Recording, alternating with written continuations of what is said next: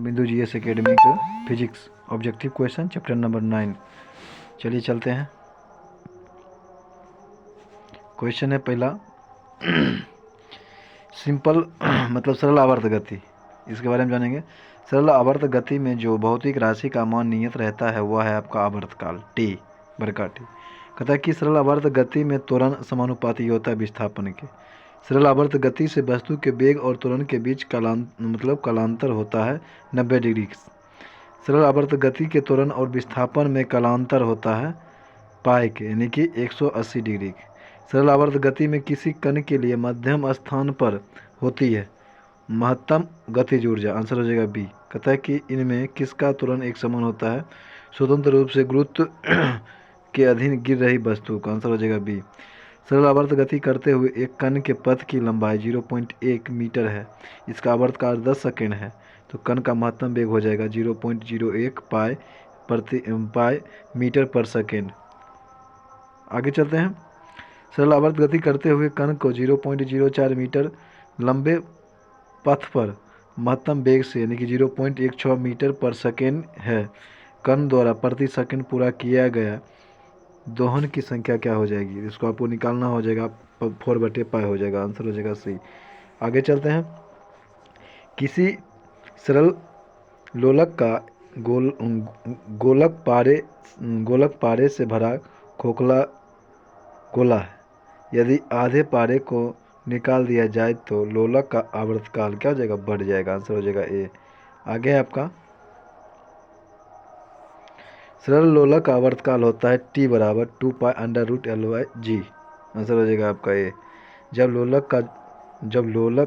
लोलक का झूलता गोलक अपनी संतुलन को स्थिति को पार करता है तब उसकी ऊर्जा होती है पूर्णता गतिज। आंसर हो जाएगा सी। सरल लोलक का आवर्तकाल होता है ध्रुव से अधिक विषुवत रेखा पर। आंसर हो जाएगा डी। कहता है कि एक लकड़ी झूले पर बैठी है, यदि वह खड़ी हो जाए तो झूलने का दोलन काल क्या हो जाएगा, घट जाएगा। आंसर हो जाएगा बी। कहता है किसी स्थान पर लोलक घड़ी सेकेंड बजाती है, यदि इसे इस स्थान से दूसरे स्थान पर जहां जी का मान पहले स्थान से 1/6 भाग है ले जाया जाए तो आवर्तकाल हो जाएगा 2√6 सेकेंड। आगे 1 मीटर लंबाई वाले एक सेकेंडी लोलक को पृथ्वी से चंद्रमा पर ले जाया जाता है, यदि चंद्रमा की सतह पर गुरुत्वीय त्वरण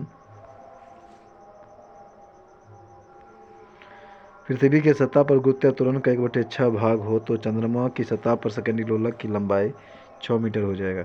आगे सरल आवर्त गति में चलते हुए एक कण का द्रव्यमान 0.07 मीटर है तथा आवर्तकाल 2.5 सेकेंड है, इसका महत्तम वेग हो जाएगा आपका 0.176 मीटर पर सेकेंड। आंसर हो जाएगा ए। आगे सरल आवर्त गति से गतिशील कण का वेग अधिकतम होता है मध्य बिंदु पर। आगे सरल आवर्त गति से गतिशील कण का वेग न्यूनतम होता है दोनों छोर पर। सरल आवर्त गति से गतिशील कण का त्वरण अधिकतम होता है दोनों छोर पर। आंसर हो जाएगा ए।